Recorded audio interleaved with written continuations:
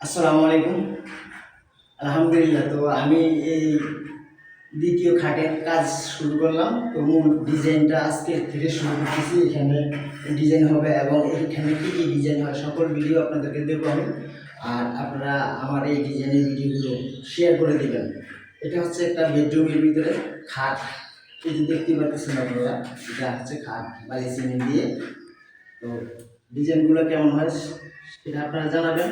আর আপনারা চাইলেও করাতে পারেন, স্ক্রিনে দেওয়া নাম্বারটাতে যোগাযোগ করলে আমরা বাংলাদেশের বিভিন্ন জেলায় যে এই সকল ডিজাইনের কাজগুলো করে থাকি। তো আপনারা সবাই ভিডিওটা দেখুন।